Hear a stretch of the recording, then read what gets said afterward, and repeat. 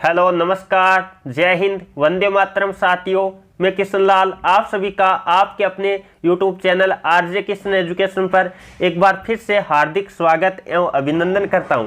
जैसा कि आपको पता है, जो भी इंडियन आर्मी रिटन एग्जाम की तैयारी करें उनका एक महीने के अंदर हम पूरा सिलेबस एक बार रिकवर करने की कोशिश करेंगे, क्योंकि काफ़ी सारे विद्यार्थी हताश हो रहे हैं, काफ़ी सारे विद्यार्थी डिमोटिवेट हो रहे हैं। तो आपको मोटिवेट रहना है, अपने एग्जाम की बेहतरीन तैयारी करते रहना है, क्योंकि इंडियन आर्मी एग्जाम जरूर लेगी। आपका एक महीने के अंदर एक बार फिर से हम सिलेबस को कवर करने वाले हैं। तो आज तो आपको पता है हमारा संडे है, तो संडे स्पेशल आपका इंडियन आर्मी के संपूर्ण सिलेबस पर आधारित पूरे 50 प्रश्नों का टेस्ट लगाने वाले हैं और ईमानदारी से सभी विद्यार्थियों के टेस्ट लगाना है। यानी पूरा का पूरा मॉडल पेपर रहेगा, जिसमें सामान्य ज्ञान के 15 क्वेश्चन रहेंगे, सामान्य विज्ञान के 15 क्वेश्चन रहेंगे, सामान्य गणित के 15 और सामान्य रीजनिंग के क्वेश्चन रहने वाले हैं 5। तो बहुत ही शानदार तरीके से नवीनतम पैटर्न के अनुसार पूरा का पूरा डिजाइन किया ये टेस्ट।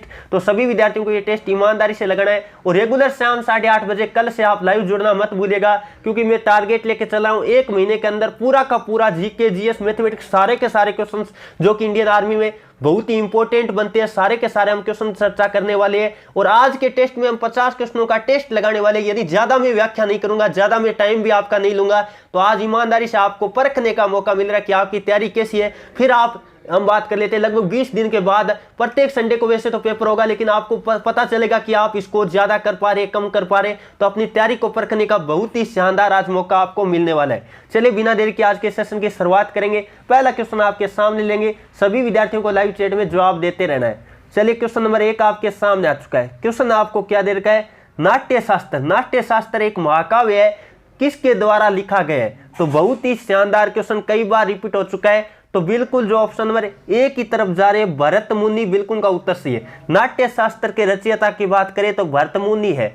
हम बात कर लेते, यदि हम बात करें वाल्मीकि जी की बात करें तो रामायण के रचयिता कौन है? वाल्मीकि जी है। यह भी सभी विद्यार्थियों को नोट कर लेना है। चलिए दोस्तों आगे बढ़े, अगला क्वेश्चन नंबर बात कर लेते हैं, जो कि 2 नंबर आपके सामने आ चुका है।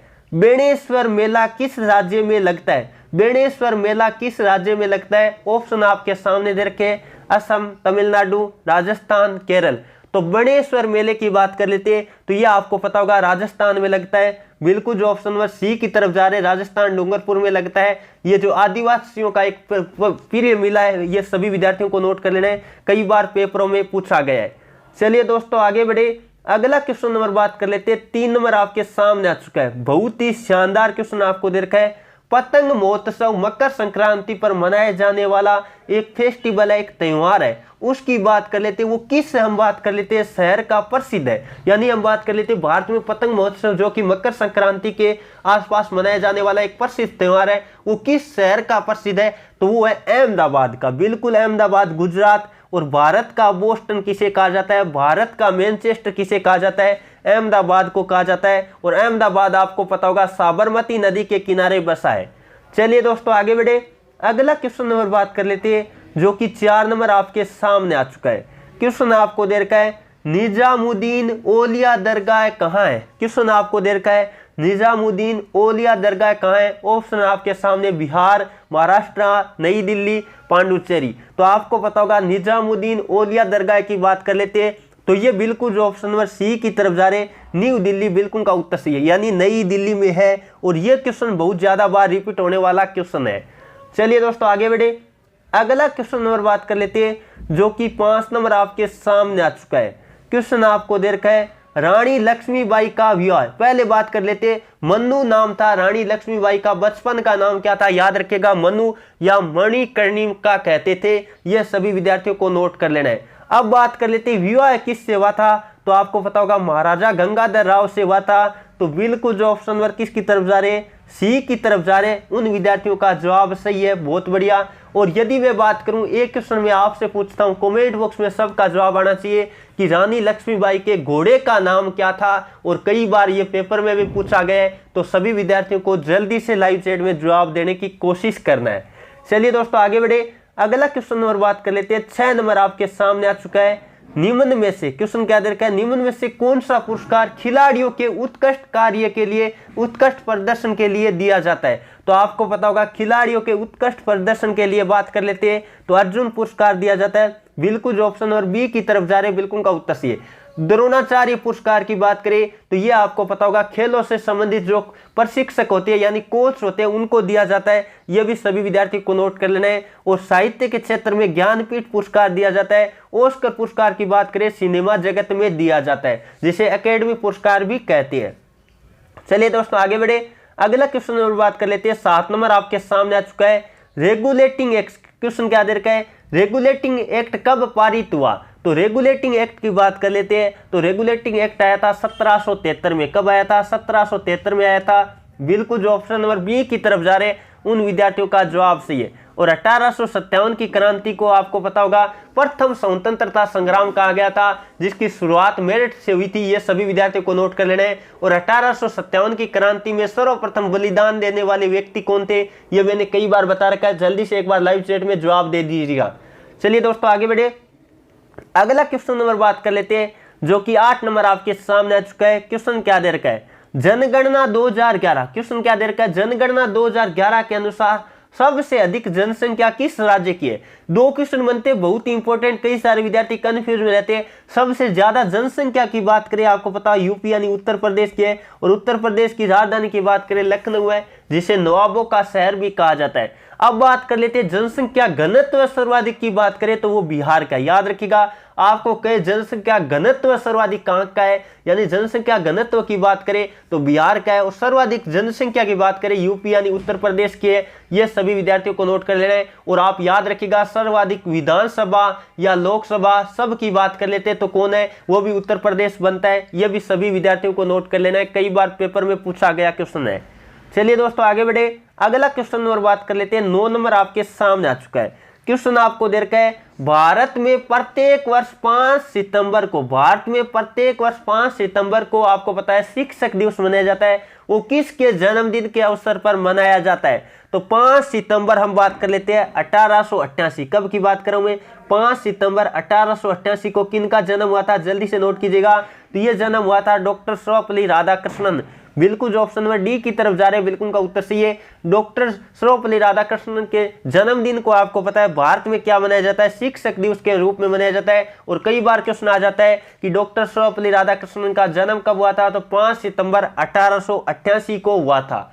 चलिए दोस्तों आगे बढ़े, अगला क्वेश्चन नंबर बात कर लेते हैं, जो कि 10 नंबर आपके सामने आ चुका है। क्वेश्चन आपको दे रखा है, निम्नलिखित में से किस वर्ष राष्ट्रीय गीत, पहले बात कर लेते हैं भारत का राष्ट्रीय गीत कौन है? वंदे मातरम है। वंदे मातरम है पहली बार भारतीय राष्ट्रीय कांग्रेस के सत्र में गाया गया था, यानी अधिवेशन में गाया गया था। वो कब गाया गया था? बहुत ही शानदार क्वेश्चन आपको दे रखा है। पहले क्वेश्चन बनता है, यदि मैं बात करूं वंदे मातरम कहां से लिया गया, तो आनंद मठ से लिया गया। कहां से लिया गया? आनंद मठ से लिया गया। और उसके रचयिता की बात करें तो बंकिम चंद्र चट्टोपाध्याय। यह भी सभी विद्यार्थियों को नोट कर लेना है। तो यह गाया गया था 1896 में। जो बात कर लेते हैं अधिवेशन कहां हुआ था, आप कमेंट करके बता सकते हैं। बहुत ही शानदार क्वेश्चन है। तो कांग्रेस के जो राष्ट्रीय अधिवेशन में गाया गया था 1896 में। चलिए दोस्तों आगे बढ़े, अगला क्वेश्चन नंबर बात कर लेते हैं। 11 नंबर आपके सामने आ चुका है। क्वेश्चन क्या दे रखा है, बौद्ध सांची स्तूप। बात कर लेते हैं बौद्ध धर्म से संबंधित जो सांची के स्तूप है उनका निर्माण किसने करवाया था? बहुत ही शानदार लाजवाब क्वेश्चन आपको दे रखा है। तो ये करवाया था अशोक महान ने। तो बिल्कुल जो ऑप्शन नंबर डी की तरफ जा रहे हैं अशोक, बिल्कुल का उत्तर सही है। और कलिंग का युद्ध आपको पता है अशोक का अंतिम युद्ध था, जो कि दया नदी के किनारे लड़ा गया था। उसके बाद आपको पता है अशोक ने कौन सा धर्म ग्रहण कर लिया था? याद रखिएगा बौद्ध धर्म ग्रहण कर लिया था। कई बार पेपरों में पूछा गया क्वेश्चन है। चलिए दोस्तों आगे बढ़े, अगला क्वेश्चन नंबर बात कर लेते हैं, जो कि 12 नंबर आपके सामने आ चुका है। अकबरनामा किसकी प्रसिद्ध रचना है? अकबरनामा किसकी प्रसिद्ध रचना है? जल्दी से बताने की कोशिश करेगा। अकबर की जीवनी से संबंधित जो पुस्तक है अकबरनामा, वो किसके द्वारा लिखी गई है? तो बिल्कुल जो ऑप्शन नंबर ए की तरफ जा रहे हैं अबुल फजल, बिल्कुल का उत्तर सही है। याद रखिएगा बहुत ही शानदार क्वेश्चन आपको दे रखा था। चलिए दोस्तों आगे बढ़े, अगला क्वेश्चन और बात कर लेते हैं। 13 नंबर आपके सामने आ चुका है। क्वेश्चन दे रखा है, निम्नलिखित में से, क्वेश्चन क्या दे रखा है, निम्नलिखित में से किस वर्ष भारत के संविधान में 9वीं अनुसूची जोड़ी गई थी? 9वीं अनुसूची की बात कर लेते हैं, कब जोड़ी गई थी? याद रखिएगा तो बहुत ही शानदार। ये आपको पता है भारत का संविधान संशोधन जो प्रथम हुआ था, तो प्रथम संविधान संशोधन कब हुआ था, जल्दी से देखिएगा 1951 में हुआ था। तो बिल्कुल जो ऑप्शन नंबर बी की तरफ जा रहे हैं 1951 में आपको पता होगा भारतीय संविधान में 9वीं अनुसूची जोड़ी गई थी जो प्रथम संविधान संशोधन था। यह भी आपको याद रखना है, बहुत ही शानदार क्वेश्चन है। और जीएसटी की बात कर लेते हैं तो यह आपको पता होगा 1 जुलाई 2017 में जोड़ा गया था। जीएसटी की बात कर लेते हैं 101वां संविधान संशोधन के तहत यह क्वेश्चन भी कई बार पेपरों में पूछा गया है। चलिए दोस्तों आगे बढ़े, अगला क्वेश्चन और बात कर लेते हैं। 14 नंबर आपके सामने आ चुका है। क्वेश्चन दे रखा है भारत के संविधान में कौन सा संशोधन, भारत के संविधान में कौन सा संशोधन लघु संविधान या मिनी संविधान कहलाता है। बहुत ही शानदार क्वेश्चन आपको दे रखा है, जल्दी से बताने की कोशिश करिएगा। तो यह था 42वां संविधान संशोधन। तो बिल्कुल जो ऑप्शन नंबर बी की तरफ जा रहे 42वां संविधान संशोधन बिल्कुल का उत्तर सही है। और 42वां संविधान संशोधन कब हुआ था, 1976 में हुआ था। कब हुआ था, 1976 में हुआ था। और लागू कब हुआ था, 1977 में हुआ था। क्योंकि कोई भी हम बात कर लेते हैं संशोधन होता है वो जैसे होता है उसके अगले साल से लागू होता है। तो 1977 में हुआ था, ये सभी विद्यार्थियों को नोट कर लेना है। कई बार क्वेश्चन पूछा गया कि 42वां संविधान संशोधन कब हुआ, 1976 में हुआ, लागू 1977 में हुआ। चलिए दोस्तों आगे बढ़े, अगला क्वेश्चन नंबर बात कर लेते हैं जो कि 15 नंबर आपके सामने आ चुका है। क्वेश्चन क्या दे रखा है, भारत में हर साल राष्ट्रीय खेल दिवस कब मनाया जाता है। भारत में राष्ट्रीय खेल दिवस की बात कर लेते हैं, कब मनाया जाता है। पहले बात कर लेते हैं किसके जन्मदिन के अवसर पर मनाया जाता है, तो मेजर ध्यानचंद जी के जन्म दिवस पर मनाया जाता है जो कि हॉकी के जादूगर के नाम से विख्यात है। अब बात कर लेते हैं उनका जन्म की बात कर लेते हैं तो 29 अगस्त, बिल्कुल जो ऑप्शन नंबर डी की तरफ जा रहे हैं 29 अगस्त बिल्कुल का उत्तर सही है। और उनका जन्म हुआ था 29 अगस्त 1905 में हुआ था। कब हुआ था, 1905 में हुआ था। और उन्हीं के जन्म दिवस के ऊपर आपको पता है क्या मनाया जाता है, राष्ट्रीय खेल दिवस मनाया जाता है। अब बात कर लेती है 15 क्वेश्चन हमारे जीके के हुए। अब अगला पार्ट ब की बात करने वाले, खंड ब की बात करने वाले, जिसमें आपके सामान्य विज्ञान के 15 क्वेश्चन होने वाले। तो चलिए क्वेश्चन नंबर 16 की तरफ बढ़ते हैं और हम बात कर लेते हैं पार्ट बी की तरफ बढ़ते हैं। तो क्वेश्चन नंबर 16 आपके सामने आ चुका है, प्रोटियम। क्वेश्चन क्या दे रखा है, प्रोटियम दे रखा है, ड्यूटीरियम दे रखा है, बिल्कुल दे रखा है, और ट्रीटियम दे रखा है। ये क्या है, पहले बात कर लेते हैं। ये आपको ध्यान में आ रहा होगा, हाइड्रोजन से संबंधित क्या है, समस्थानिक है। हाइड्रोजन के कितने समस्थानिक होते हैं, आपको पता है 3 समस्थानिक होते हैं। और सबसे भारी की बात करें तो ड्यूटेरियम होता है, इसलिए आपको पता होगा भारी जल का सूत्र क्या होता है, D2O होता है। भारी जल के सूत्र की बात करें तो D2 होता है, यह आपको पता होना चाहिए। कई बार क्वेश्चन पेपर में आ चुका है कि भारी जल का सूत्र क्या होता है, आपको याद रखना है D2O होता है। तो ये सारे के सारे हाइड्रोजन के क्या है, समस्थानिक है। जिनके परमाणु क्रमांक समान हो लेकिन परमाणु भार अलग अलग हो वो समस्थानिक कहलाते हैं। और जिनके परमाणु भार बराबर हो और परमाणु क्रमांक अलग अलग हो उसे समभारी कहते हैं। तो समस्थानिक यानी स्थान समान हो, परमाणु क्रमांक समान हो। तो बिल्कुल जो ऑप्शन नंबर ए की तरफ जा रहे हैं समस्थानिक, बिल्कुल उन विद्यार्थियों का जवाब सही है। चलिए दोस्तों आगे बढ़े, अगला क्वेश्चन नंबर बात कर लेते हैं। 17 नंबर आपके सामने आ चुका है, ऑपरेशन फ्लड निम्नलिखित में से किससे संबंधित है। ऑपरेशन फ्लड की बात कर लेते हैं तो ये आपको पता होगा डेयरी उद्योग से संबंधित है। बिल्कुल जो ऑप्शन नंबर डी की तरफ जा रहे हैं बिल्कुल का उत्तर सही है। अब बात कर लेते हैं श्वेत क्रांति, जो कि आपको पता है दुग्ध उत्पादन से संबंधित है। तो श्वेत क्रांति के जनक किसे कहा जाता है, तो वर्गीज कुरियन को कहा जाता है। ये सभी विद्यार्थी नोट कर लीजिएगा, श्वेत क्रांति का जनक वर्गीज कुरियन को कहा जाता है। कई बार पेपरों में पूछा गया क्वेश्चन है। और राष्ट्रीय डेयरी अनुसंधान केंद्र की बात करें तो करनाल हरियाणा में है। चलिए दोस्तों आगे बढ़े, अगला क्वेश्चन नंबर बात कर लेते हैं जो कि 18 नंबर आपके सामने आ चुका है। निम्नलिखित में से किस तंतु यानी फाइबर को कृत्रिम रेशम कहा जाता है। बहुत ही शानदार क्वेश्चन आपको दे रखा है, यानी किस तंतु को कृत्रिम रेशम के नाम से जाना जाता है, तो वो जाना जाता है बिल्कुल जो ऑप्शन नंबर सी की तरफ जा रहा है रेयोन, बिल्कुल का उत्तर सही है। अब बात कर लेते हैं, यदि मैं बात करूं जो संचार फाइबर होते हैं, यानी हम बात कर लेते हैं जो संचार की होते हैं जिनके माध्यम से फाइबर के माध्यम से, उनमें बात कर लेते हैं पूर्ण आंतरिक परावर्तन का नियम लगता है। यह भी सभी विद्यार्थियों को नोट कर लेना है।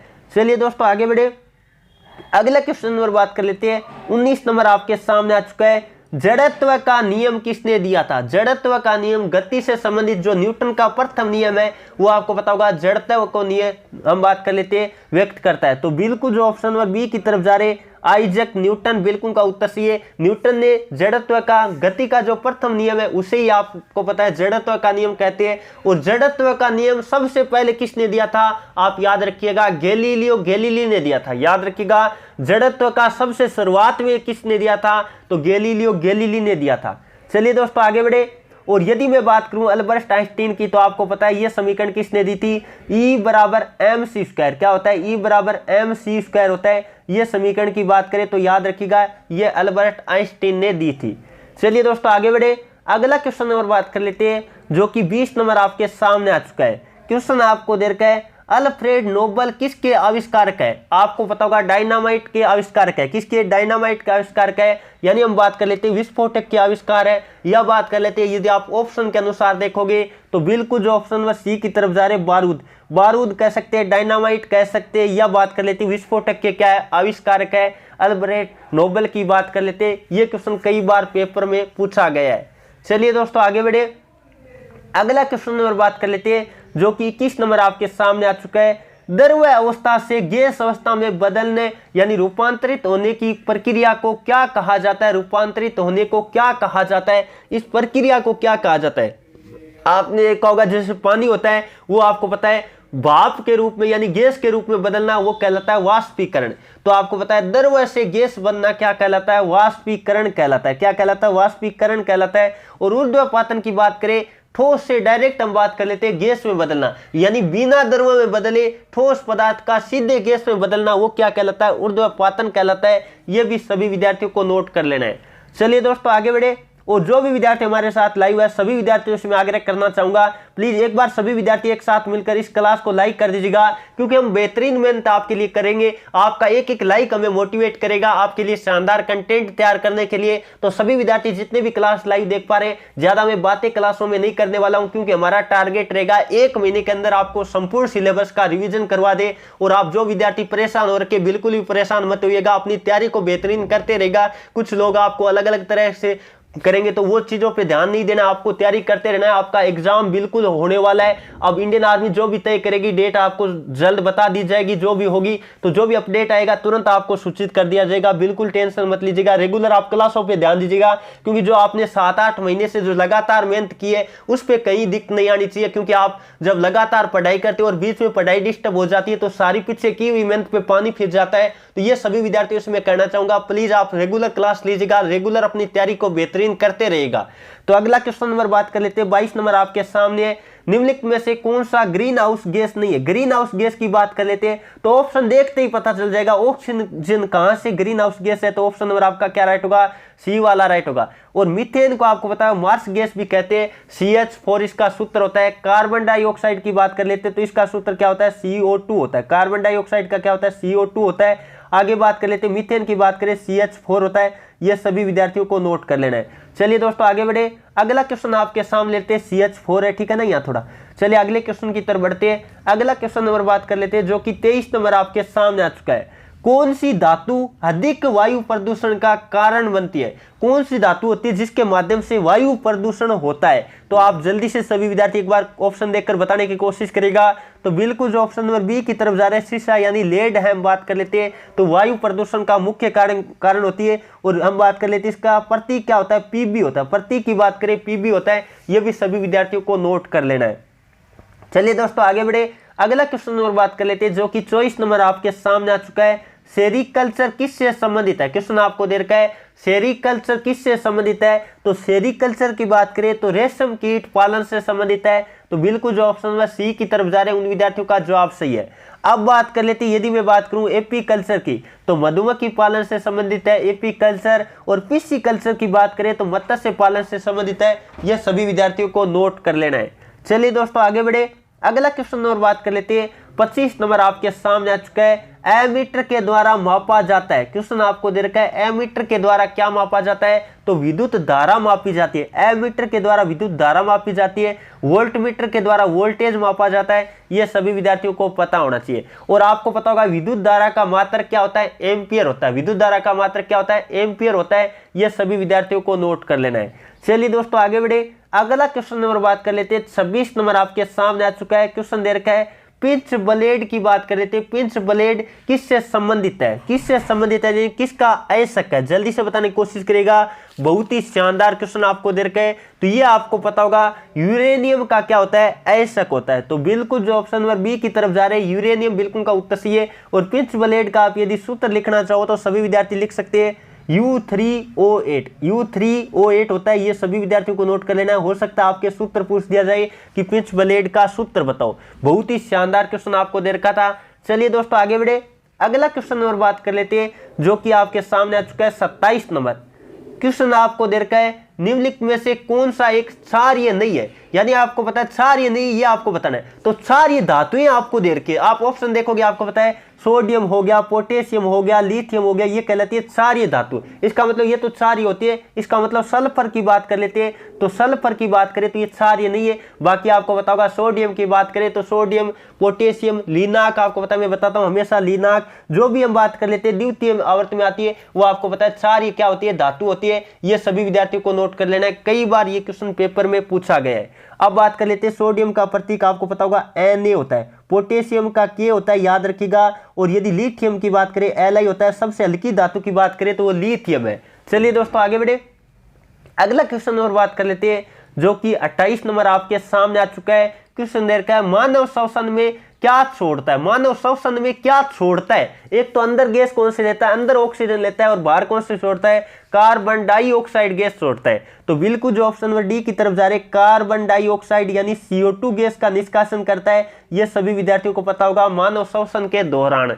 चलिए दोस्तों आगे बढ़े, अगला क्वेश्चन नंबर बात कर लेते हैं जो कि 29 नंबर आपके सामने लेते हैं। जल्दी से सभी विद्यार्थी क्वेश्चन नंबर 29 का जवाब देने की कोशिश करेगा। स्टेनलेस स्टील क्या है, स्टेनलेस स्टील क्या है, जल्दी से बताने की कोशिश करेगा। बहुत ही शानदार क्वेश्चन है और सभी विद्यार्थी जितने भी लाइव है क्लास पूरी देखिएगा, क्योंकि आप 50 प्रश्नों का पूरा टेस्ट लगाओगे तभी आपको पता चल पाएगा। मैथ में आपको भागना नहीं है, एक एक क्वेश्चन को आपको सीखने का मौका मिल रहा है, तो एकदम शानदार तरीके से आपको करवाने जा रहे हैं। तो सभी विद्यार्थियों को ये टेस्ट ईमानदारी से लगाना है पूरे 50 प्रश्नों का, और अपने साथियों को भी शेयर करके बताना है। और जो विद्यार्थी चाहता है मेरे नंबर लेना चाहते हैं तो क्लास के अंत में कई विद्यार्थी नए भी जुड़ते हैं, तो मोबाइल नंबर यानी व्हाट्सएप नंबर मैं क्लास के अंत में आपको दे दूंगा। तो जो भी चीज यदि आप ई बुक वगैरह लेना चाहते हो तो वो नंबर अंत में मैं दे दूंगा। तो आपको पता है स्टेनलेस स्टील की बात कर लेते हैं, एक तरह की क्या है, मिश्र धातु है। तो बिल्कुल जो ऑप्शन नंबर सी की तरफ जा रहे हैं, बिल्कुल का उत्तर सही है। और बात कर लेते हैं किन की मिश्र धातु है, ये भी आप याद रखिएगा। क्रोमियम हो गया, निकल हो गया, लोहा हो गया, कार्बन हो गया, तो इनकी क्या होती है, मिश्र धातु होती है।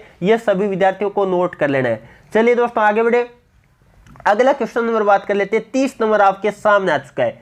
निम्न में से कौन विद्युत का सुचालक नहीं है, आपको बताना है सुचालक नहीं है, इसका मतलब कुचालक है, यानी जिसमें विद्युत धारा प्रवाहित नहीं होगी। तो आपको पता है एल्यूमिनियम एक धातु है, बिल्कुल होगी इसमें। तो टंगस्टन भी एक धातु है, इसमें भी होगी। निकल की बात कर लेते हैं, इसमें भी होगी। तो इसका मतलब बिल्कुल जो ऑप्शन नंबर किसकी तरफ जा रहे हैं, ए की तरफ जा रहे हैं। चीनी मिट्टी का बर्तन, इसमें आपको पता है विद्युत धारा क्या नहीं होगी, प्रवाहित नहीं होगी। चलिए दोस्तों आगे बढ़े, अब आपका सेक्शन सी की बात करने वाले हैं, जिसमें बात कर लेते हैं गणित के क्वेश्चन आपके होने वाले हैं। तो क्वेश्चन नंबर 31 आपके सामने आ चुका है। जल्दी से सभी विद्यार्थी क्वेश्चन नंबर 31 का जवाब देने की कोशिश करेगा। 8 के पहले 4 धनात्मक गुणकों का औसत क्या होगा। 8 के पहले हम बात कर लेते हैं 4 धनात्मक गुणकों, गुणज कह दो या गुणक कह दो, एक ही बात है। तो आपको पता होगा इसका मतलब 8 के पहाड़े की बात करें तो पहला आपको पता है 8 है, फिर बात कर लेते हैं 16 है, फिर बात करें 16 है, फिर बात कर लेते हैं 24 है, कौन है 24 है, और फिर बात कर लेते हैं 32 है। और जब भी बात करें औसत का, इसका मतलब राशियों का योग बटे राशियों की संख्या लगाई। और आपको पता है यदि मैं बात करूं जब अंतराल सेम हो, कोई भी गुणज की बात करें तो आप कर सकते हैं। यदि औसत की बात करें, एवरेज की बात करें तो प्रथम प्लस अंतिम बट्टा 2 भी कर सकते हो, प्रथम प्लस अंतिम बट्टा 2 भी आप कर सकते हो, क्योंकि अंतराल जब भी सेम हो, समांतर श्रेणी जहां भी बढ़े, तो आपको पता है एवरेज हम क्या कर सकते हैं, औसत की बात कर लेते हैं। जल्दी से नोट कर लो, औसत क्या होता है, प्रथम प्लस अंतिम बट्टा 2 कर सकते हैं। क्या कर सकते हैं, प्रथम प्लस अंतिम बट्टा 2, ये हम कर देते हैं प्रथम प्लस अंतिम बट्टा 2। तो आप जल्दी से करके देखिएगा, प्रथम प्लस अंतिम बट्टा 2 करना है आपको, बिल्कुल आसान हो जाएगा। तो ये आपका आएगा 8 प्लस 32, कितना लिखोगे, 8 प्लस 32 बट्टा में 2 लगाओगे, इसका मतलब आपको पता है 40 बट्टा 2, कितना आएगा, 40 बट्टा 2 का मतलब आपका जवाब आएगा 20, कितना आएगा भी 20 आएगा। तो बिल्कुल जो ऑप्शन नंबर किसकी तरफ जा रहे हैं, जो ऑप्शन नंबर सी की तरफ जा रहे हैं, उन विद्यार्थियों का जवाब सही है। चलिए दोस्तों आगे बढ़े, अगला क्वेश्चन नंबर बात कर लेते हैं, जो कि 32 नंबर आपके सामने आ चुका है। बहुत ही शानदार क्वेश्चन आपको दे रखा है। क्या दिया है, एक राशि साधारण ब्याज की वार्षिक दर से 15 वर्षों में स्वयं की क्या 14 गुनी हो जाती है। एक बात हमेशा ध्यान रखिएगा, हो जाती है इसका मतलब मिश्र धन की बात करें, हो जाती है इसका मतलब किसकी बात करें, मिश्र धन की बात करें। तो आपको पता है आपको ब्याज से मतलब रखना है, तो ब्याज कितना गुना होगा, 13 गुना ही होगा। तो 15 वर्षों का यहां मैं लिखूंगा 15 वर्षों का ब्याज कितना हुआ, 15 वर्ष, यानी यहां मैं टाइम लिखूंगा ब्याज की बात करें तो 13 हुआ, कितना हुआ 13 हुआ ना, बिल्कुल ये मैं लिखूंगा 13, ब्याज कितना हुआ 13 हुआ। फिर बात कर लेते हैं, आपको कह रहे हैं समानुपात लगा देते हैं, क्योंकि आपको पता है ब्याज होता है वो समय के क्या होता है, अनुपात में समानुपात चलता है, ठीक है। अब बात कर लेते हैं, वह कह रहा है कितने वर्षों में, इसका मतलब अगला हमें समय ज्ञात करना है। इसका मतलब मान लेते हैं x वर्ष में कितना ब्याज की बात करें तो आपको पता है 92 गुना हो रहा है, राशि हो रही है, इसका मतलब मिश्र धन दे रखा है, यानी मिश्र धन दे रखा है, इसका मतलब ब्याज कितना होगा, एक कम होगा, ब्याज हमेशा एक कम होता है, इसका मतलब ब्याज कितना होगा 91 होगा। ब्याज की बात करें तो आपका कितना होगा 91 होगा। अब आप आराम से कर सकते हो, कौन सा, अनुपात समानुपात का नियम लगा दोगे, अंदर वाले पदों को गुणा कर दो और आप क्या कर दोगे, बाहर वाले पदों को गुणा कर दो। तो ये काम बिल्कुल आपको कर देना है, बाहर वाले पदों को गुणा कर देना है। तो 13 को x से गुणा करोगे, आपको पता कितना आएगा 13x आएगा, कितना आएगा 13x आएगा। और 15 गुणा क्या करोगे, 91 करोगे, 15 गुणा में क्या करोगे 91 करोगे। आपको पता है 13 7 91 होता है, इसका मतलब x बराबर क्या आएगा 15 गुणा 7, क्या आएगा 15 गुणा 7 आएगा। और 15 7 की बात कर लेते हैं तो कितना आता है 105 आता है। तो समय आपका आ जाएगा 105 वर्ष, कितना आ जाएगा 105 वर्ष आ जाएगा। एक बार सभी विद्यार्थी देखिएगा 105 कहाँ दे रखा है, तो बिल्कुल जो ऑप्शन नंबर डी की तरफ जा रहे हैं उन विद्यार्थियों का जवाब सही है। ये अनुपात समानुपात के नियम से आप कर सकते हो जब भी साधारण ब्याज का क्वेश्चन आए, क्यों आपको पता है ब्याज होता है वो हमेशा समय के अनुपात में रहता है, या बात कर लेते हैं ब्याज होता है वो दर के अनुपात में रहता है। तो आपको यदि समय दिया होगा तो समय पूछेगा, दर दिया होगा तो दर पूछेगा, तो इस तरह का क्वेश्चन एकदम आराम से कर सकते हो। चलिए दोस्तों आगे बढ़े, अगला क्वेश्चन और बात कर लेते हैं जो कि 33 नंबर आपके सामने आ चुका है। किसी आयताकार बगीचे के बारे में बात करें जिसकी लंबाई दे दी, लेंथ दे दी और चौड़ाई दे दी। लंबाई और चौड़ाई क्रमशः आपको दे दी, यहाँ क्रमशः थोड़ा लगाया नहीं क्या, क्रमशः आप लगा लीजिएगा, लंबाई और चौड़ाई दे दिए। आयताकार बगीचे का क्षेत्रफल बताओ। और क्षेत्रफल की बात करें, एरिया की बात करें तो आपको पता होगा क्या होता है, लंबाई गुणा चौड़ाई होता है, यानी हम कहते हैं L गुणा B होता है। क्या होता है, L गुणा B होता है। तो जल्दी से कर दीजिएगा, एकदम इजी क्वेश्चन आपको दे रखा है। तो 12 गुणा में क्या करोगे, 12 गुणा में 9 करोगे, और 12 नमांगी कितना होता है आपको पता है 108 होता है, कितना होता है 108। और आपको पता है क्षेत्रफल हमेशा हम बात कर लेते हैं इकाई वर्ग में होती है, तो सेंटीमीटर स्क्वायर आपका क्या आएगा, जवाब आएगा, सेंटीमीटर स्क्वायर आपका क्या आएगा, जवाब आएगा। तो देखिएगा बिल्कुल जो ऑप्शन नंबर डी की तरफ जा रहे 108 सेंटीमीटर स्क्वायर, बिल्कुल उनका उत्तर सही है। चलिए दोस्तों आगे बढ़े, अगला क्वेश्चन नंबर बात कर लेते हैं जो कि 34 नंबर आपके सामने आ चुका है। क्या क्वेश्चन आपको दे रखा है, एक किताब के विक्रय मूल्य तथा क्रय मूल्य का अनुपात दे दिया। अब ध्यान दीजिएगा, यहाँ विक्रय मूल्य पहले दे रखा है, क्या दे रखा है, विक्रय मूल्य पहले दे रखा है। इसका मतलब मैं लिख देता हूँ, यहाँ विक्रय मूल्य लिख देता हूँ, क्या लिख देता हूँ, विक्रय मूल्य में लिख देता हूँ। तो विक्रय मूल्य का अनुपात कितना दिया, आप देखिएगा 3 दिया, कितना दिया 3 दिया। फिर बात कर लेते क्रय मूल्य का अनुपात कितना दिया, ये मैं लिख देता हूँ क्रय मूल्य, क्योंकि पहले विक्रय मूल्य लिखा है, इसका मतलब पहला वाला अनुपात विक्रय मूल्य और 2 नंबर वाला अनुपात क्या है, क्रय मूल्य। अब बात कर लेते हैं, आपको पता है 4, तो आपको पता है यहाँ फायदा हो रहा है या नुकसान हो रहा है, यानी लाभ हो रहा है या हानि हो रहा है। तो आपको पता है खरीदा 4 में और बेचा कितने में, 3 में, इसका मतलब हम बात कर लेते हैं हानि हो रही है। क्या हो रही है, हानि हो रही है। और हानि प्रतिशत की बात करें, आपको हानि प्रतिशत निकालना है या लाभ प्रतिशत निकालना है, तो हानि प्रतिशत हमेशा ध्यान रखिएगा, ऊपर लिखेंगे हानि, ऊपर हम लिखेंगे हानि, और नीचे क्या लिखेंगे, किस पे निकलती है, हानि या लाभ की बात करें तो हमेशा क्रय मूल्य पे निकाली जाती है। किस पे निकाली जाती है, क्रय मूल्य पे निकाली जाती है, और गुणा में शो करते हैं क्योंकि परसेंटेज में चेंज करने के लिए। तो ये काम जल्दी से कर दो। हानि आपको पता है 1 अनुपात की हानि हुई, और आपको पता है क्रय मूल्य की बात करें 4 और गुणा में 100 लगाओगे तो आपको पता है 25 बार कटेगा। कितनी बार कटेगा, 25 बार।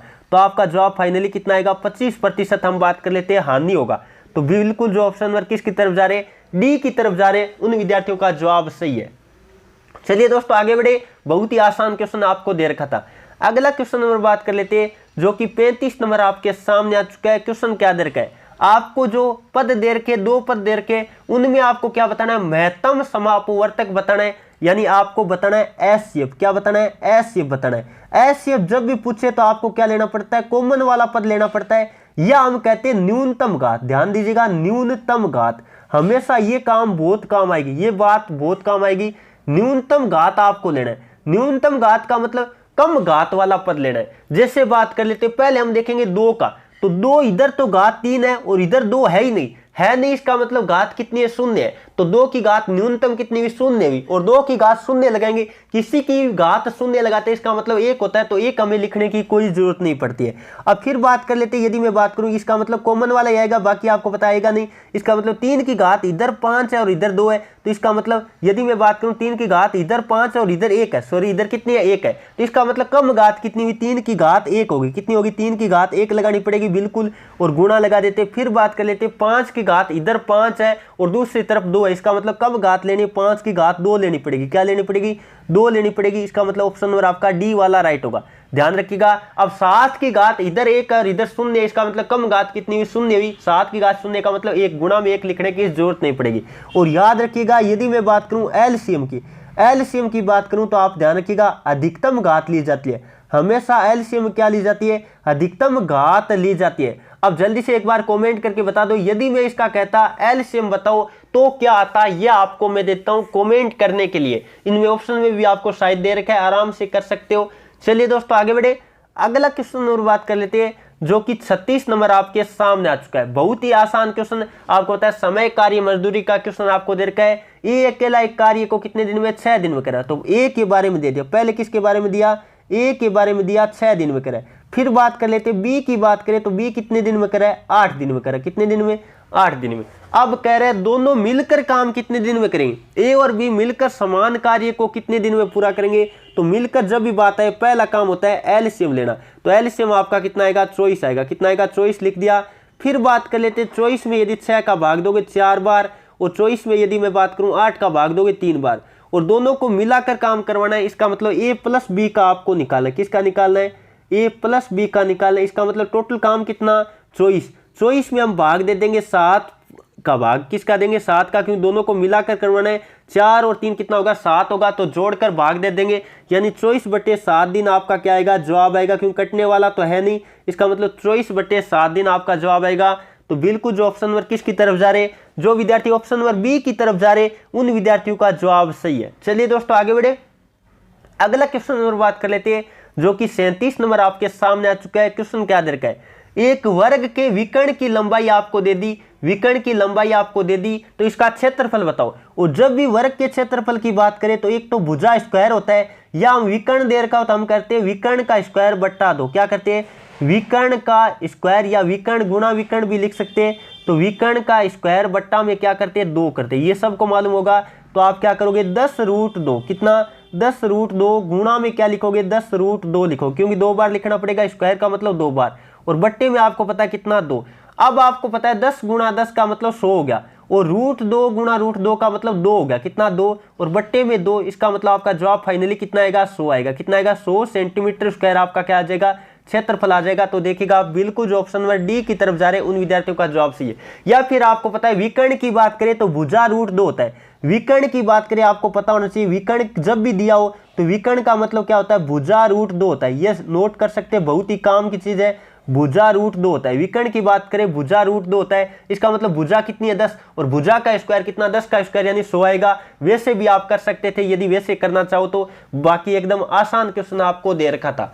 चलिए दोस्तों आगे बढ़े, अगला क्वेश्चन नंबर बात कर लेते हैं, जो कि 38 नंबर आपके सामने आ चुका है। बहुत ही शानदार क्वेश्चन आपको दे रखा है। यदि सोनू 20 मीटर प्रति सेकंड की गति से कार चला रहा है, यहां आपको चाल दे दी, क्या दे दी, चाल दे दी, और ये दूरी दे दी किलोमीटर में, किलोमीटर में दूरी दे रखी है, चाल दे रखी है मीटर प्रति सेकंड में। इसका मतलब पहले मीटर प्रति सेकंड को हम चेंज किस में करेंगे, किलोमीटर प्रति घंटा में चेंज करेंगे। तो स्पीड आपको चाल जो दे रखी है, चाल आपको कितनी दी है, 20 मीटर प्रति सेकंड, तो इसको हम चेंज कर देते हैं किसमें, किलोमीटर प्रति घंटा में। तो क्या करेंगे, 20 गुणा 18/5 करेंगे। क्या करेंगे, 18/5 करेंगे, और ये 4 बार कटेगा, यानी 72 किलोमीटर प्रति घंटा आपका क्या आएगा, जवाब आएगा। 72 किलोमीटर प्रति घंटा, ये आपकी क्या आ गई, स्पीड यानी चाल आ गई। अब आपको निकालना क्या है, समय निकालना है, और समय बराबर क्या होता है, दूरी बट्टा चाल होता है। समय की बात करें तो आपको पता होगा दूरी बट्टा में चाल होता है, तो ये नोट कर लो, दूरी बट्टा चाल, और दूरी बट्टा चाल जल्दी से निकाल दो, आप जवाब आ जाएगा। तो दूरी की बात करें तो आपको दे रखिए 936, और बट्टे में बात करें कितना, 72, 936/72 करेंगे बिल्कुल। अब आपको पता है थोड़ा सा यहाँ दिमाग लगाना पड़ता है, दिमाग लगाते हो तो क्वेश्चन एकदम इजी हो जाता है। अब आपको पता है 2 के फाड़े में 6 कितनी बार आता है, 3 बार में 6 आता है, या बात कर लेते कितने बार में आता है, या बात कर लेते 8 बार में आता है। या तो 3 बार में, क्योंकि 2 3 कितना होता है 6 होता है, बिल्कुल होता है। या फिर 8 बार में 2 को 8 से गुणा करते हैं 16 आता है। तो इकाई अंक आपका 8 आने वाला है। देखिएगा 8 आप में कौन से में दिखाई दे रहा है, या तो 8 आएगा या 3 आएगा, 2 ही आ सकते हैं। अब आपको पता है ये तो आने वाला नहीं, इतना ज्यादा तो नहीं आएगा। देखो भाग दोगे आप, इसका मतलब पहले 1 बार जाएगा, बिल्कुल आपको पता चल रहा है, फिर 3 बार जाएगा। इसका मतलब बिल्कुल जो ऑप्शन नंबर किसकी तरफ जा रहे हैं, सी की तरफ जा रहे हैं। उन विद्यार्थियों का जवाब सी है। थोड़ा सा आप इकाई अंक के माध्यम से भी क्वेश्चन को थोड़ा सा गणना से आप बच सकते हो, बहुत ही इजी क्वेश्चन आपको दे रखा था। चलिए दोस्तों आगे बढ़े, बाकी आप भाग देख के देखोगे 13 बार जाओगे। चलिए दोस्तों अगले क्वेश्चन की तरफ बढ़ते हैं। अगला क्वेश्चन नंबर बात कर लेते हैं। 39 नंबर आपके सामने आ चुका है। जल्दी से सभी विद्यार्थी क्वेश्चन नंबर 39 का जवाब देने की कोशिश करेगा। सिंप्लीफिकेशन यानी बोर्ड मास का क्वेश्चन आपका आ गया। तो पहले बात कर लेते हैं, यहाँ मिश्र बिंदु देर का उसको साधारण बिंदु में बदलेंगे। तो आपको पता है इसको बदलने के लिए हम क्या करेंगे, 5 को 2 से गुणा करेंगे। 5 दूनी 10 और 10 और 1 कितना हो गया 11/2 लिखेंगे। इसका हम क्या लिखेंगे, इसका हम लिखेंगे 11/2। कितना लिखोगे आप, 11/2 लिखेंगे, बिल्कुल लिखेंगे। फिर बात कर लेते हैं, माइनस है तो हम माइनस लगा देते, क्या लगा देते हैं, माइनस लगा देते। आगे आपको पता है कोष्टक दे रखा है, कोई दिक्कत नहीं, हम कोष्टक लगा देते हैं। ये मैंने लगाया कोष्टक। अब बात कर लेते हैं, इसको साधारण बिंदु में बदलो। तो आपको पता है 12 और 1 कितना हो गया 13/4। कितना, यहां मैं लिख देता हूं 13/4। कितना लिखोगे 13/4।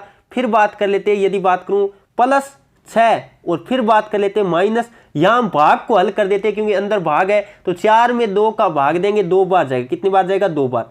तो इतना काम हमने कर दिया। अब आगे जल्दी से एक बार करने की कोशिश करिएगा, बहुत ही आसान क्वेश्चन आपका बनने वाला है। तो इधर मैं कर देता हूं। आपको पता है यदि मैं बात करूं 11/2 अपनी जगह पड़ा है, 11/2 की बात करें अपनी जगह पड़ा है। फिर बात कर लेते हैं माइनस भी अपनी जगह पड़ा है। यदि इधर बात करें तो 13/4 भी अपनी जगह। फिर आगे क्या करने वाले हैं, ये घटा देंगे हम। क्या कर देंगे, ये हम घटा सकते हैं, यानी 6 में से 2 घटा देंगे, कितना बचेगा 4। तो ये मैं लिख देता हूं 4। और अब आपको पता है इस कोष्टक को हम जल्दी से हल कर सकते हैं, क्योंकि बाहर की बात करें 11/2 है, बाहर की बात करें तो कितना है 11/2। ये मैंने लिख दिया 11/2। फिर बात कर लेते हैं माइनस, इसको हल करेंगे तो आपको पता है 4 को 4 से गुणा करेंगे, 4 को 4 से गुणा करेंगे 16। और 16 और 13 की बात कर लेते हैं तो आपको पता है कितना होगा, जल्दी से देखिएगा 29 होगा। तो 29 बट्टा में कितना 4, 29 बट्टा में 4 करोगे, बिल्कुल। अब यहाँ आपका एलसीएम आएगा, कितना 4 आएगा, बिल्कुल आएगा 4।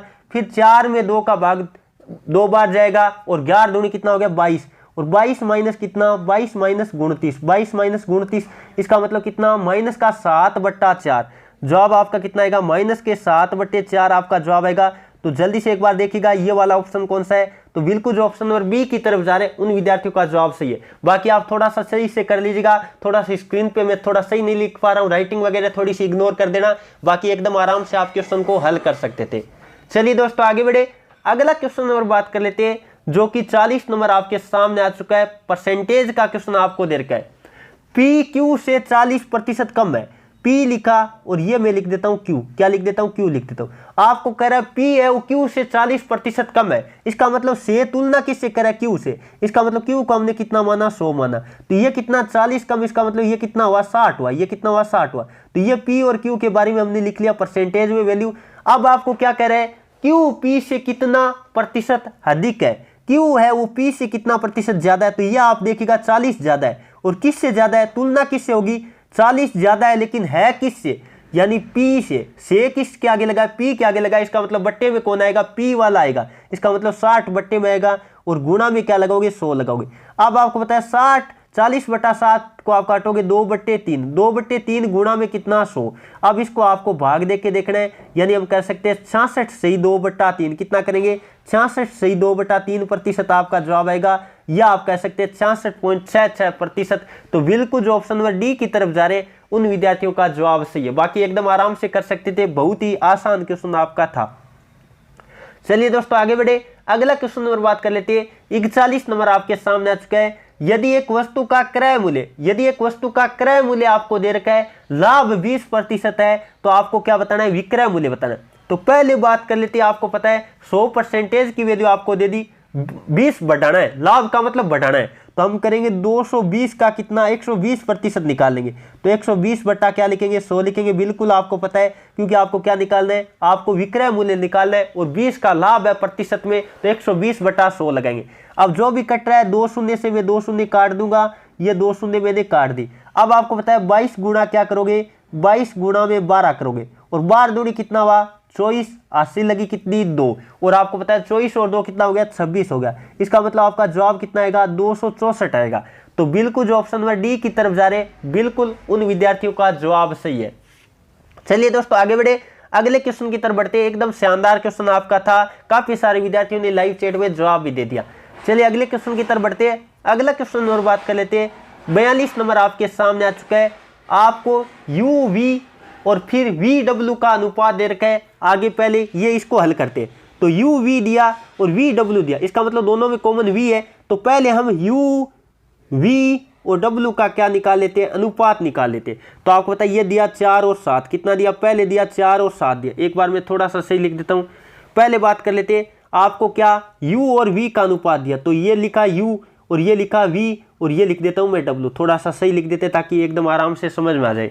तो 4 और 7 लिखा, पहले कितना लिखा 4 और 7 लिखा। फिर बात कर लेते कितना 9 और v का मान कितना 9 है, बिल्कुल 9 और 7 लिखा। ये मैं 9 और 7 लिख देता हूँ।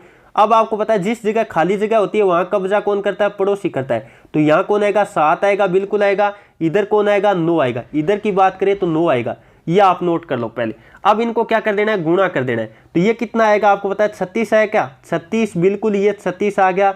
फिर बात कर लेते ये कितना आ गया 63 आ गया, कितना 63। और फिर बात कर लेते ये कितना आ गया 49 आ गया, बिल्कुल आ गया। ये मैंने लिख दिया 49, थोड़ा सा सही लिख लीजिएगा। ये 49 है, ये 63 है और ये कितना है 36 है। अब एकदम आराम से आप कर सकते हो। आपको किसका मान दे रखा है, u का मान दे रखा है और u का अनुपात में मान कितना है, u का अनुपात में मान बात करें तो u देखिएगा कितना है 36 और 36 बराबर कितना दिया 72 दिया। इसका मतलब 1 बराबर कितना आ गया, 1 का मान आ गया 2, 1 का मान कितना आया 2 आया। जिसका भी निकालना उससे 2 से गुणा कर दो। तो आपको पूछा है w का, और w का अनुपात की बात करें तो कितना है 2 गुणा जितना अनुपात है उससे गुणा कर देंगे। तो w का अनुपात है 49, तो 2 गुणा 49 का मतलब आपका कितना आएगा 98 जवाब आएगा। कितना आएगा 98 आपका जवाब आएगा। तो बिल्कुल जो ऑप्शन नंबर किसकी तरफ जा रहे, सी की तरफ जा रहे, उन विद्यार्थियों का जवाब सही है। चलिए दोस्तों आगे बढ़े, अगला क्वेश्चन आपके सामने लेते। जल्दी से सभी विद्यार्थी क्वेश्चन नंबर 43 का जवाब देने की कोशिश करेगा। एक कमरे की लंबाई आपको दे रखी है, चौड़ाई आपको दे रखी है और ऊंचाई आपको दे रखी है। उसमें रखे जा सकने वाले अधिकतम बांस की लंबाई क्या होगी, छड़ की लंबाई क्या होगी। तो आपको पता है जब भी छड़ की लंबाई या बांस की लंबाई आपको निकालना हो तो आप क्या करते हैं, विकर्ण निकालते हैं। और विकर्ण की बात करें तो सबको पता होगा, विकर्ण की बात करें नोट कर लीजिएगा सभी विद्यार्थी। विकर्ण होता है लंबाई का स्क्वायर, क्या होता है लंबाई का स्क्वायर प्लस में चौड़ाई का स्क्वायर और प्लस में क्या लगाते हैं ऊंचाई का स्क्वायर, और इन सब का क्या लेते हैं रूट लेते हैं। ये आपको पता है विकर्ण निकालने का तरीका होता है। तो आप जल्दी से निकाल दो। लंबाई का स्क्वायर 21 का स्क्वायर कितना होगा 441 होगा। कितना होगा, ये मैंने लिखा 441। फिर बात कर लेते प्लस चौड़ाई यानी हम बात कर लेते 12 का कितना होगा 144 होगा। और फिर बात कर लेते यदि मैं आगे बात करूं 16 का कितना होगा 256 होगा। कितना होगा 256 होगा। अब इन सब को आपको क्या करना पड़ेगा, ऐड करना पड़ेगा यानी जोड़ना पड़ेगा। तो आपको पता है यदि मैं बात करूं 144 और 256 की बात करें तो ये आपका हो जाएगा कितना हो जाएगा, यदि मैं बात करूं 300 और फिर बात कर लेते हैं 400 और 441 कितना हो गया, ये हो गया आपका 841। कितना हो गया, और 841 का रूट आपको क्या करना पड़ेगा, ज्ञात करना पड़ेगा। तो ये रूट आप निकालोगे 841 का तो कितना आने वाला है 29 आने वाला है। तो ये आप निकाल के देख लेना 29 मीटर आपका जवाब आएगा। एक बार चेक कर लेना कहीं गणना में मिस्टेक नहीं कर दी, बाकी एकदम तरीकों पे ध्यान देना है। तो बिल्कुल जो ऑप्शन नंबर डी की तरफ जा रहे उन विद्यार्थियों का जवाब सही है। चलिए दोस्तों आगे बढ़े, अगला क्वेश्चन आपके सामने लेते हैं। जल्दी से सभी विद्यार्थी क्वेश्चन नंबर 44 का जवाब देने की कोशिश करिएगा। यदि दो संख्याओं का महत्तम समापवर्तक 8 है, महत्तम समापवर्तक आपको दे दिया, एचसीएफ आपको दे दिया, कितना दिया 8 दिया।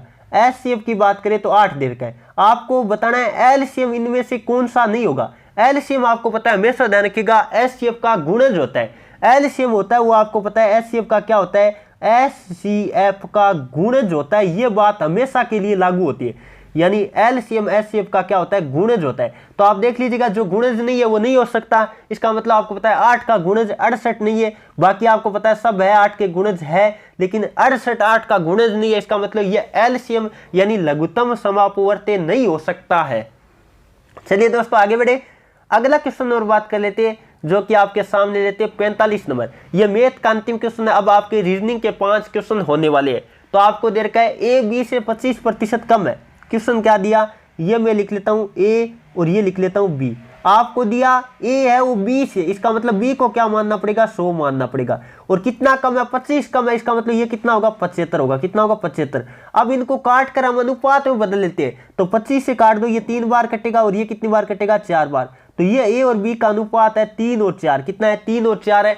अब आपको निकालना क्या है, वो निकाल देते हैं। तो जल्दी से निकालेगा, आपको निकालना 2 गुणा b, 2 गुणा b है, b का मान आपने निकाल लिया, कितना है, 4 है। और माइनस क्या है, a है, a का मतलब 3 है, बिल्कुल 3 है। और बट्टे में हम क्या लिखेंगे, बट्टे में बात कर लेते हैं, a लिखेंगे। और a का मान देख लीजिएगा कितना है, a का मान 3 है। तो जल्दी से कर दीजिएगा, ये कुछ भी आने वाला आप आराम से कर सकते हो। तो 8 माइनस कितना, 8 माइनस 3 बट्टा 8 माइनस 3 बट्टा 3, बिल्कुल यही तो है। इसका मतलब 5 बट्टा 3 आपका जवाब आएगा। 5 बट्टे 3 आएगा ना, एक बार सभी विद्यार्थी चेक कर लीजिएगा, आपका जवाब आएगा 5 बट्टे 3। तो बिल्कुल जो ऑप्शन नंबर किसकी तरफ जा रहे, ए की तरफ जा रहे, उन विद्यार्थियों का जवाब सही। एक बार चेक कर लो, कोई मिस्टेक तो नहीं की ना, बिल्कुल आपको वैल्यू लिख लेनी थी और बाकी क्वेश्चन में कुछ था ही नहीं। ए 20 से 25% कम है, इसका मतलब ए 25% कम लिखा, 75 लिखा, काटा 3:4। फिर आपको पता है 2b का मतलब 2 गुणा क्या लिखोगे, 2 गुणा 4 लिखोगे, यानी 8 माइनस 3 बट्टा में बात कर लेते हैं 3, यानी 5 बटे 3 आ गया। चलिए दोस्तों आगे बढ़े, अगला क्वेश्चन आपके सामने लेते हैं। जल्दी से सभी विद्यार्थी क्वेश्चन नंबर 46 का जवाब देने की कोशिश करेगा। अब रीजनिंग का पार्ट शुरू हो चुका है। निम्नलिखित में से असंगत युग्म का चयन करें। असंगत आपको बताना है। तो मधुमक्खियां की बात कर लेते हैं। मधुमक्खियां का क्या होता है, झुंड होता है, बिल्कुल सही है। आदमी कक्षा, ये थोड़ा सा मेरे को अलग लग रहा है, बाकी आगे बढ़ते हैं। फूल का क्या होता है, गुलदस्ता होता है, बिल्कुल सही है। अंगूर का क्या होता है, गुच्छा होता है। लेकिन ये वाला है ना, ऑप्शन बी, वो क्या है, अलग है। यहाँ आदमी नहीं लिखना चाहिए था, विद्यार्थी किस में होते हैं, कक्षा में होते हैं, ये आप लिख सकते थे। बहुत ही शानदार क्वेश्चन था, आपको भिन्न का क्या करना था, असंगत का चयन करना था।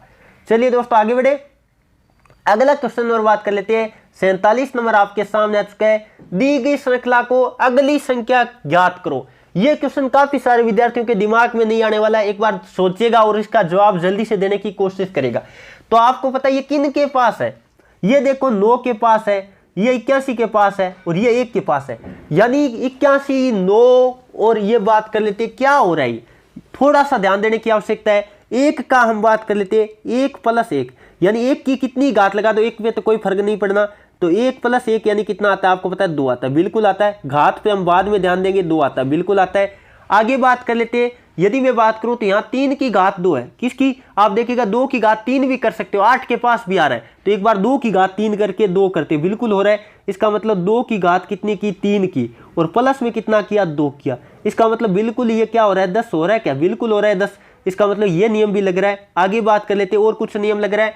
आगे देखिएगा 3 की घात कितनी, 3 की घात यदि मैं बात करूं 3 की घात की, तो आपको पता है 84 के पास 81 आता है, तो 3 की घात कितनी होती है, 4 होती है। 3 की घात 4 कितनी होती है, 81 होती है। तो 3 की घात 4 और प्लस में 3 कीजिएगा, बिल्कुल 81 और 3 कितना होता है, 84 होता है। इसका मतलब घात बढ़ा रहा है, कुछ पता चल रहा है क्या, घात बढ़ा रहा है। इसका मतलब यहाँ 1 की घात कितनी थी, 2 थी, यहाँ 1 की घात 2 थी, फिर 3, क्यों 1 की घात तो कितनी लगा सकते हैं हमारे इंच अनुसार, 2 की घात 3, फिर 3 की घात 4। आगे बात कर लेते हैं, 4 की घात क्या आएगी, 5 आएगी। 4 की घात क्या आएगी, 5 आएगी, बिल्कुल आएगी। और जोड़ेंगे क्या, देखिएगा 4 जोड़ेंगे, कितने जोड़ेंगे, 4 जोड़ेंगे। और 4 की घात 5 की बात करें, इसका मतलब 2 की घात 10 कितना होता है, 2 की घात 10 की बात करें, वो देख लो कितना होता है, उसके बराबरी 2 की घात 5 होगी। तो कितना आपको पता है, 32 गुणा 32, यानी हम बात कर लेते हैं 1024। और 1024 प्लस में कितना, 4, 1024 प्लस में 4 करोगे तो आपका जवाब कितना आएगा, 1028 आएगा। कितना आएगा भाई, 1028 आएगा। तो एक बार सभी विद्यार्थी देखिएगा, बिल्कुल जो ऑप्शन नंबर सी की तरफ जा रहे थे, बहुत ही शानदार क्वेश्चन दे रखा था, कई सारे विद्यार्थियों के दिमाग में नहीं आता, इस तरह का क्वेश्चन आ जाता है। चलिए दोस्तों आगे बढ़े, अगला क्वेश्चन और बात कर लेते हैं, जो कि 48 नंबर आपके सामने आ चुका है। सुस्ती हम बात कर लेते हैं, इसका विलोम क्या होता है, सतर्कता होता है, विलोम है बिल्कुल। शांति का विलोम क्या होगा, अशांति योग का, अशांति का मतलब अराजकता। तो बिल्कुल जो ऑप्शन नंबर बी की तरफ जा रहे हैं, अराजकता कह सकते हो, अशांति कह सकते हो, तो बिल्कुल बी नंबर ऑप्शन आपका क्या होगा, राइट होगा। चलिए दोस्तों आगे बढ़े, अगला क्वेश्चन और बात कर लेते हैं। 49 नंबर आपके सामने आ चुका है। दशमलव संख्या का पहचान करें जो दी गई श्रृंखला में आगे आने वाली है, यानी अगली संख्या आएगी। तो आपको पता है पहले 10 से यदि 9.9 की बात करें तो आपको पता है 0.1 कम किया, फिर 0.01 कम किया, फिर 0.001 किया, इस तरह से चल रहा है। तो तो आपको पता है यहाँ 8 कितने आ रखे हैं, 3 आ रखे हैं। इसका मतलब एक 8 और बढ़ जाएगा यदि हम घटाने की कोशिश करेंगे, यानी 4 8 आएगा। आपका कितना 8 आएगा, 4 8 आएगा, और फिर अंतिम में क्या आएगा, 9 का आएगा। इसका मतलब ऑप्शन नंबर आपका कौन सा राइट होगा, बी वाला राइट होगा। बहुत ही आसान और इजी क्वेश्चन आपको दे रखा था, एकदम आराम से आप कर सकते थे, क्योंकि आपको पता आगे हम क्या घटाने वाले, 0.4 टाइम 01 घटाने वाले, बिल्कुल ये आप घटाने वाले, तो आराम से घटा सकते। ऑप्शन नंबर आपका बी वाला आएगा। चलिए दोस्तों आगे बढ़े, अगले क्वेश्चन और बात कर लेते हैं, जो कि 50 नंबर आपके सामने। दिए गए विकल्पों में असंगत का चयन करें। यहाँ आपको 78 दिया, 24 दिया, 65 दिया, 91 दिया। यदि आप देखोगे 78 है, 65 है, 91 है, ये 13 से क्या है, विभाज्य, जबकि 24 क्या नहीं है, 13 से विभाज्य नहीं है। तो आपको अलग बताना था, क्योंकि आपको पता है 13 की कितना होता है, आपको पता है 78 होता है, 13 7 91 होता है, 13 5 65 होता है, यानी ये 13 के क्या है, गुणज है, बाकी एक 13 का गुणज नहीं है। इसका मतलब ऑप्शन नंबर आपका बी राइट होगा। अब जल्दी से सभी विद्यार्थी अपना अपना स्कोर कमेंट करके बताएगा आज की क्लास में आपके कितने स्कोर आए। उम्मीद करता हूं आज का सेशन आपको पसंद आया होगा, अपने दोस्तों में भी शेयर करना है। और जो विद्यार्थी ये चाहता है कि आपको टॉपिक वाइज सारा मैटर नोट्स के माध्यम से पढ़ना चाहते हो, तो हमारी टॉपिक वाइज ई बुक का लिंक आपको डिस्क्रिप्शन दे दिया है, या फिर नंबर मेरे दिखाई दे रहे 90 57 16 70 27, इस पे मैसेज कर देना, ई बुक का आपको लिंक मिल जाएगा। ऑनलाइन स्टोर से आप परचेज करके अपने फोन में डाउनलोड करके नोट्स के माध्यम से पढ़ सकते हैं। ये थी दोस्तों आज की क्लास, जिसमें हमने पूरे 50 प्रश्नों का एक मॉडल पेपर लगाया और आपको 40 प्लस का टारगेट दिया था। सभी विद्यार्थियों ने उम्मीद करता हूं 50 में से 40 प्लस किया होगा। बहुत ही शानदार तरीके से मैंने नवीनतम सिलेबस के अनुसार ये पेपर करवाया था। पेपर कैसा लगा अपना अमूल्य एक कमेंट करके जरूर बताएगा, ताकि हमारा भी मोटिवेशन बढ़े और आपके लिए शानदार हम कंटेंट प्रोवाइड करें। चलिए दोस्तों आज के सेशन को मैं यही समाप्त करता हूं। Thank you for watching. जय हिंद, जय भारत।